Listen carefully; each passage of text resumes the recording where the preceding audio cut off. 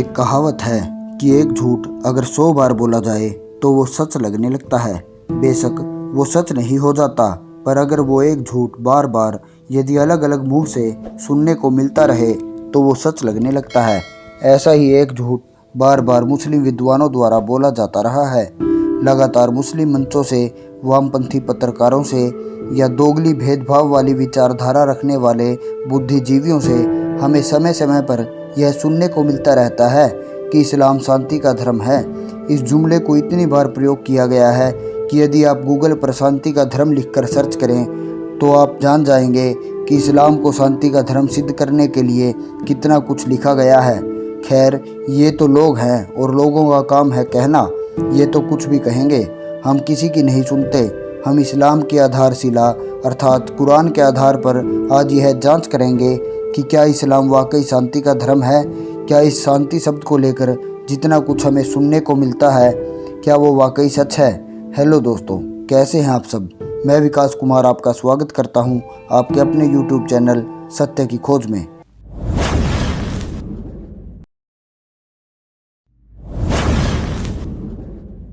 दोस्तों, जैसा कि आप जानते हैं, हमने कुरान के विषय में जो विरोधाभास हैं उन पर एक सीरीज शुरू कर रखी है। तो आज हम इस्लाम के बारे में प्रयोग किए गए शांति का मजहब शब्दावली की जांच करेंगे। दोस्तों, हमारा उद्देश्य किसी का दिल दुखाना नहीं है। हमारा उद्देश्य सिर्फ सत्य बताना है। हमारा उद्देश्य समाज में फैले वैमनस्य भाव को दूर करके सभ्य समाज का निर्माण करना है, जो परस्पर प्रेम व मैत्री भाव से इस धरा पर रहें। दोस्तों, देखते हैं कुरान की आयतें हमें शांति का संदेश कैसे देती हैं। दोस्तों, ये कुरान की सूरा अन-निसा अर्थात सूरा 4 की आयत 89 है। इसके अनुसार अल्लाह मियाँ मुस्लिमों को आदेश देते हैं कि काफिरों को दोस्त न बनाओ जब तक वो खुदा की राह में हिजरत न करें। हिजरत अर्थात देश प्रवास। अब अगली पंक्ति देखिए, अगर वो उससे मुंह मोड़ें तो उन्हें गिरफ्तार करो और जहाँ पाओ कत्ल करो, और उनमें से किसी को न अपना दोस्त बनाओ न मददगार। दोस्तों, इस आयत में काफिर शब्द आया है। काफिर का अर्थ है जो खुदा और कुरान को न मानता हो। दोस्तों, अब इसी सूरा की आयत 101 देखिए। इसमें कहा गया है कि मुस्लिमों, बेशक नमाज में कुछ कम कर दिया करो। बेशक कुफार अर्थात कुफ्र करने वाले तो तुम्हारे खुल्लम खुला दुश्मन हैं। कुफ्र करने वाले अर्थात काफिर। दोस्तों, अब ये देखो, ये है सूरा 9 अर्थात सूरा अत-तौबा की आयत 5।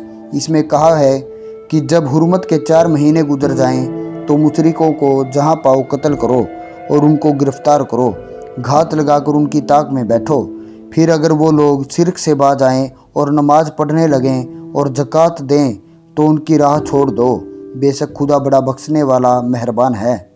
दोस्तों, यह मुशरिकों को कत्ल करने का आदेश है। मुशरिक शब्द का अर्थ है खुदा की जात में दूसरे को शरीक करने वाला अर्थात अल्लाह के अतिरिक्त किसी और को पूजने वाला, अर्थात सीधा सीधा कहें तो काफिर। अब आगे एक और शब्द आया है शिर्क। शिर्क का अर्थ है मूर्ति पूजा या बहुदेववाद का पाप अर्थात अल्लाह के अलावा किसी और की पूजा या उपासना। दोस्तों, आपको इस आयत से समझ आ गया होगा कि कैसे इस्लाम तलवार के बल पर फैला। अब इसी सूरा की आयत 12 से 14 पढ़िए। आयत 12 कुफ्र करने वालों अर्थात काफिरों से खूब लड़ाई करने का शांतिपूर्ण संदेश देती है। आयत 13 कहती है कि मुस्लिमों, तुम उन लोगों से क्यों नहीं लड़ते अर्थात लड़ो। और आयत 14 भी मुस्लिमों को बेखौफ होकर लड़ने को कहती है। यह आयत कहती है कि खुदा तुम्हारे हाथों उनकी सजा करेगा और काफिरों को रुसवा करेगा। अब इसी सूरा अर्थात सूरा तौबा की आयत 29 देखिए। इसमें अल्लाह जिब्राइल के माध्यम से व जिब्राइल मोहम्मद साहब के माध्यम से मुस्लिमों से कहते हैं कि जो लोग न तो खुदा पर ईमान लाते हैं और न ही रोज़े आखिरात पर अर्थात क़यामत के दिन पर, और न रसूल पर, और न ही सच्चे दीन अर्थात इस्लाम पर ही ईमान लाते हैं, उन लोगों से लड़े जाओ यहाँ तक कि वे लोग जलील होकर अपने हाथ से जजिया दें। दोस्तों, जजिया एक प्रकार का धार्मिक कर होता था जो मुस्लिम राज्य में रहने वाले गैर मुस्लिमों को देना होता था। दोस्तों, अब देखिए इसी सूरा 9 की आयत 123। इसमें भी खुदा बड़ा प्यारा संदेश मुस्लिमों को देते हुए नजर आ रहे हैं। इसमें खुदा मुस्लिमों से कहते हैं कि ए ईमानदारों, कुफार में से जो लोग तुम्हारे आसपास के हैं उनसे लड़ो, और इस तरह लड़ना चाहिए कि वे लोग तुम में करारापन महसूस करें। इस आयत से आप समझ गए होंगे कि क्यों हमें अक्सर मुस्लिम बहुल क्षेत्रों में से हिंदुओं के पलायन की खबरें मिलती रहती हैं। दोस्तों, ये कैसा अल्लाह है जो प्राणी मात्र का न होकर सिर्फ एक कौम का है। ईश्वर तो ईश्वर है, सबका पिता है। कैसे एक पिता अपने पुत्रों में लड़ाई करवा सकता है? कैसे एक पिता अपने पुत्र को दूसरे पुत्र को मारने का आदेश दे सकता है? दोस्तों, इस बात को सदा याद रखिए कि ईश्वर सबका है। ईश्वर सिर्फ दुष्टों को मारने का आदेश दे सकते हैं, किसी विरोधी मान्यता वाले को मारने का नहीं। दुष्ट को अर्थात पापी को मारना एक राजा का काम होता है, पर सिर्फ मान्यता अलग होने से कोई कैसे कत्ल करने के योग्य हो जाता है। और हद तो तब होती है जब इन आयतों के अंत में यह लिख दिया जाता है कि बेशक खुदा बड़ा मेहरबान है। इतनी बेरहमी के बाद भी खुदा मेहरबान है, तो फिर कातिलों को कातिल न कहकर मेहरबान शब्द से पुकारा जाना चाहिए। दोस्तों, कुरान की इन आयतों से हमें पता चलता है कि इस्लाम बेशक शांति का धर्म है, पर वो शांति धमाके के बाद की है, युद्ध के बाद का सन्नाटा है। तमाम धरती पर मृत्यु की अटखेलियों के बाद छाई हुई शांति मुझे इस्लाम की शांति प्रतीत होती है। दोस्तों, जो ये मुस्लिम विद्वान ये अफवाह फैला कर रखे हुए हैं कि इस्लाम शांति का धर्म है, ये सिर्फ अफवाह ही है। इन आयतों को पढ़ने के बाद इस्लाम को शांति का धर्म मानने वालों की यह गलतफहमी दूर हो जाएगी। पर समस्या यह होती है कि हमारे पास समय ही नहीं होता इन चीज़ों को पढ़ने का।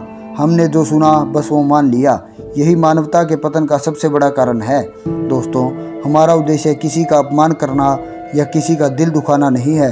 फिर भी यदि आपको बुरा लगा हो तो मनुष्य बनकर इन मत मजहबों की दीवारों को तोड़कर एक बार सोचो कि क्या ईश्वर ऐसा हो सकता है जैसा कि हमने भिन्न भिन्न किताबों के जरिए उसे बनाने का प्रयास किया है। आप ईमानदारी से सोचेंगे तो पाएंगे कि आपके भ्रम टूट रहे हैं और आप विश्व मानव बनने की राह पर अग्रसर हो रहे हैं, क्योंकि अभी तो हम ढंग से मानव ही नहीं रहे। और ईश्वर का आदेश हिंदू मुस्लिम ईसाई बनने का नहीं हो सकता। वो परमपिता सिर्फ अच्छे मानव बनने का आदेश दे सकता है। फिर भी यदि किसी को बुरा लगा हो तो मैं ईश्वर को साक्षी मानकर कहता हूँ कि मेरा उद्देश्य पवित्र है। मैं सत्य को आपके सामने लाना चाहता हूँ। मनुष्य का आत्मा सत्य असत्य को जानने वाला होता है, पर हम अपने स्वार्थ, हठ सिद्धि आदि के लिए सत्य को न अपनाकर असत्य को अपने से चिपकाए रखते हैं। अतः आप सभी से निवेदन है कि असत्य को त्यागिए व सत्य को ग्रहण करिए। तो दोस्तों, ये था आज का विषय। यदि आपने अभी तक चैनल को सब्सक्राइब नहीं किया है तो कृपया चैनल को सब्सक्राइब कर लीजिए और बेल आइकन को प्रेस कर लीजिए, जिससे कि हमारी आने वाली वीडियो का नोटिफिकेशन आपको मिल सके। तो दोस्तों, मिलते हैं अगली वीडियो में अगले विषय के साथ। वीडियो देखने के लिए धन्यवाद।